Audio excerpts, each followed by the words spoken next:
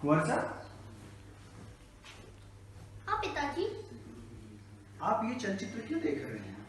आज मैं दुखी हूँ, मुझे अच्छी लग रही है। तबीयत ठीक है आपकी? हाँ रानी साहब, जी राजा। आज कुंवर साहब कुछ अलग सा व्यवहार कर रहे हैं। क्या हुआ? जरा पता लगाइए क्या बात है। तबीयत तो इनकी ठीक है। मुझे आज इनका मन थोड़ा उखड़ा उखड़ा सा लग रहा है। क्या हुआ बेटा? रानी साहब जी। जरा आप अपनी तरफ से पता लगाइए, कहीं कुछ हमारी तरफ से कोई कमी तो नहीं रह गई? जी नहीं पिताजी, मैं ये सोचता हूँ कि आप अपने काम में व्यस्त रहते हैं, पापा हमारी देखभाल के लिए व्यस्त रहते हैं, और मुझे लगता है कि मैं अकेले रहता हूँ, मुझे कोई मित्र की जरूरत है। बेटा, तुम्हारी जो अवस्था है उस अवस्था में हमेशा हमें इस टाइप का एहसास होता है कि हमारे मित्र हों, क्योंकि माता पिता अपने अपने कर्तव्यों को निर्वहन करते हैं। रानी साहब, आपका क्या वही सोचना है जो मैं सोच रहा हूँ? मुझे ऐसा लगता है कि मैंने कभी कुंवर साहब को इस तरह से बेचैन नहीं देखा। क्या सच में उन्हें अकेलापन की वजह से बेचैनी है, या हम लोग अपने तरफ से, हमारे तरफ से ही कोई समस्या है? मैं बाकी की लाइफ में भाग दौड़ में थोड़ा व्यस्त रहता हूँ, लेकिन मुझे ऐसा लगता है कि प्रजा और अपने बच्चों से आपको थोड़ा और मिलना चाहिए।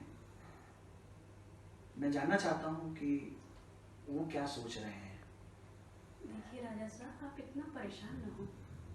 वो बच्चा है, समय के साथ चीजें जो है अपने आप सब सही हो जाती है। अभी वो अपने आप को अकेला फील कर रहा है, कोई बात नहीं, लेकिन जैसे जैसे वो बड़ा होगा इन सारी चीजों को वो समझेगा। मेरे दिमाग में एक विचार आ रहा है। जी। अगर कुंवर साहब को अकेलापन लग रहा है तो क्या हमें उसकी शादी के लिए कुछ सोचना चाहिए? दोस्तों, मित्रों, आप लोग को क्या लगता है? जो विचार मेरे मन में है, क्या मुझे कुंवर साहब की शादी के बारे में विचार करना चाहिए? रानी साहब, आप कुछ कहेंगी? To be continued. माता माता देखो अभी क्या बोल रहा है। हाँ बेटा, क्या बोल रहे हो? माता, आलिम की शादी है, मुझे भी शादी करनी है। हैं? तुम तो बेटा अभी बहुत छोटे हो। नहीं, मेरा फैसला है कि मुझे शादी करनी है।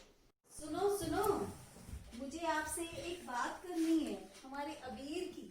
अबीर शादी की जिद कर रहा है। जो हमारे पड़ोस में तिवारी जी है ना, वो भी अपने बेटे की शादी कर रहे हैं। क्या बात कर रहे हो? तिवारी जी आलिंद की शादी कर रहे हैं? वो तो बहुत छोटा है, ये गलत है। मैं उनसे बात करूंगा, अगर वो नहीं मानते हैं तो मैं सोसाइटी में बात करूंगा, और तब भी नहीं मानते हैं तो मैं उनका बहिष्कार करवा दूंगा। माता जी, हाँ बेटा।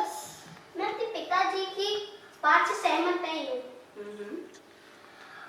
मुझे आप लोगों की जरूरत है, ना मेरी शादी की। मैं यहाँ पे बैठ सकता हूँ? आइए बैठिए। आप परेशान ना हो, हम आपके पिताजी से इस विषय पे बात जरूर करें, ठीक है? राजा साहब, मुझे आपसे कुछ बातें करनी है। जी रानी साहब, बताइए। कुंवर साहब मेरे पास आए थे। हाँ। और वो आपके विचारों से बहुत सहमत नहीं है। अच्छा, क्या कहा उन्होंने? वो कह रहे थे हमें आप दोनों की ज़रूरत है, ना कि शादी की। हमारे जो पड़ोसी हैं उन्होंने भी इस पे काफ़ी बातें बोली, कहा कि वो हम लोगों की इन बातों से सहमत नहीं है और ये हमारे समाज को एक गलत दिशा देता है। रानी साहब आपने बिल्कुल ठीक कहा। शायद मैं इस समय आपके विचार से काफ़ी सहमत हूँ और हमारे पड़ोसी पारस जैन और प्रिया जैन का जो कहना है, शायद उनका कहना भी ठीक है। किसी भी मुझे ऐसा आज मुझे ऐसा एहसास हुआ, किसी भी समस्या का समाधान इतना त्वरित नहीं हो सकता जी। और सिर्फ उसके उदास रहने की वजह से मैं उसकी शादी कर दूँ। अभी उनकी अवस्था महज 8 साल की है। अपना वो दाम्पत्य जीवन निभा पाएंगे कि नहीं, शायद हम ये भी नहीं कह सकते। और एक समाज में गलत संदेश भी जाता है इन बातों से। मैं यही कहना चाहूँगा कि हम अपने व्यस्त जीवन से अपने बच्चों के लिए 1-2 घंटा निकाल सकें, यही शायद हमारे बच्चों के लिए काफ़ी होगा। जी। और एक तरह से हमारे बेटे ने आज मुझे एक बहुत बड़ा संदेश दिया है, बहुत बड़ी शिक्षा दी है, जो हमें ग्रहण भी करनी चाहिए कि समस्या को इस तरह से मत देखो कि वो तुरंत उसका समाधान हो जाए। उसको पहले जानो, गहराई में जाओ, फिर किसी बात का निश्चिंत करो कि हमें ये काम करना है। और हम सारे बड़ों को अपने बच्चों से ये बात सीखनी चाहिए। आप बिल्कुल